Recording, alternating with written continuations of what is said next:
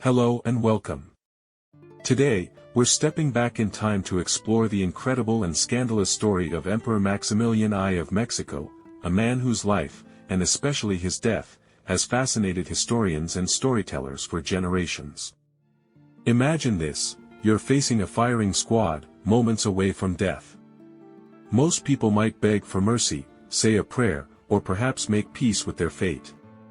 But Maximilian did something entirely different. He made a single, audacious request, one so scandalous that it left his executioners stunned. What could it have been? And why would an emperor, in his final moments, make such a bold move? Let's unravel the story of Maximilian's life, his downfall, and the shocking twist that marked his final act. Maximilian I, born Ferdinand Maximilian Joseph in 1832, was an Austrian archduke and a member of the illustrious Habsburg dynasty. He was intelligent, cultured, and ambitious. But despite his noble birth, Maximilian lived in the shadow of his older brother, Franz Joseph I, who ruled as Emperor of Austria. Maximilian's opportunity to step out of his brother's shadow came in the 1860s when France's Emperor Napoleon III concocted a plan to establish a European-style monarchy in Mexico. At the time, Mexico was politically unstable, and Napoleon III sought to exert French influence in the Americas. Maximilian, with his idealistic vision of governance, seemed like the perfect figurehead. In 1864, he accepted the offer to become Emperor of Mexico, believing he could unite the nation and bring progress. But Maximilian's reign was doomed from the start. Maximilian arrived in Mexico with his wife, the strong-willed and determined Empress Carlotta. The couple envisioned a modernized, prosperous Mexico, but they underestimated the political landscape. While Maximilian had the support of French troops and conservative factions, he faced fierce opposition from Mexican liberals led by Benito Juárez, who sought to restore the republic. The Mexican people were divided. Some saw Maximilian as a foreign invader, while others admired his progressive reforms, like land redistribution and labor rights. However, his reforms alienated his conservative allies, while his foreign roots kept him from gaining the trust of the liberals. His reign was further weakened when Napoleon III withdrew French military support, leaving Maximilian isolated. By 1867, the tide had turned. Maximilian was captured by Republican forces, and Benito Juárez ordered his execution. Now, let's fast forward to the morning of June 19, 1867, in Querétaro, Mexico. Maximilian, just 35 years old, was led to a hilltop where a firing squad awaited. He was calm, composed, and, according to witnesses, even regal in his final moments. He addressed the soldiers with dignity, reportedly saying, "I forgive everyone, and I ask everyone to forgive me.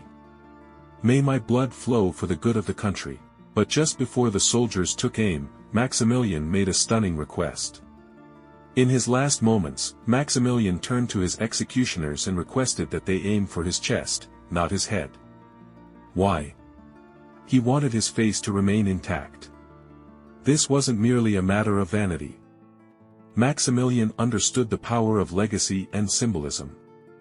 He knew his body would be transported back to Europe, where his family would ensure his funeral was a grand affair. His preserved face would allow his death to be portrayed as noble and dignified, fitting of an emperor. But there was another layer to this request, a scandalous one. By insisting on preserving his face, Maximilian was subtly defying Benito Juárez and the Mexican Republicans. He was asserting his identity as a European monarch, a figure above the messy politics of the Republic. Even in death, Maximilian wanted to send a message: his execution was not the end of his legacy. The soldiers, though startled by his request, complied. Maximilian was executed with 3 shots to the chest. His body was embalmed and eventually returned to Austria, where he was buried with full imperial honors. Back in Europe, Maximilian's death became a symbol of martyrdom. His story inspired countless works of art, literature, and even operas. But in Mexico, his legacy remains complex. Some view him as a tragic, well-meaning figure who was out of his depth. Others see him as a foreign puppet who tried to impose European rule on a proud, independent nation. Maximilian's life and death are a testament to the complexities of power, ambition, and legacy. He was a man who dreamed of being a unifier and reformer but found himself caught in a political storm he couldn't control. His final request, as scandalous as it may seem, was a reflection of his understanding of the power of image and memory. Maximilian knew he couldn't control the outcome of his life, but he could influence how he was remembered. Maximilian's request to preserve his final request, as scandalous as it may seem, was a reflection of his understanding of the power of image and memory. Maximilian knew he couldn't control the outcome of his life, but he could influence how he was remembered. Maximilian's request to preserve his face may seem vain on the surface, but it was also deeply symbolic. In making that plea, he ensured that his death, much like his life, would be remembered as larger than life. His preserved image became a kind of propaganda for his European supporters, painting him as a victim rather than a failed ruler. And while this might seem calculated, it's also profoundly human. In a moment of ultimate vulnerability, Maximilian was still thinking about how history would see him. Perhaps this reveals something universal about us all, the desire to be remembered not for our mistakes, but for the dignity with which we faced our trials. What's remarkable is how differently Maximilian's legacy is perceived depending on where you stand in the world. In Europe, he is often remembered as a romantic, tragic figure, the doomed emperor who sought to bring enlightenment to a foreign land. In Mexico, however, the narrative is far more critical, focusing on his role as an outsider who failed to understand or unite the country he sought to rule.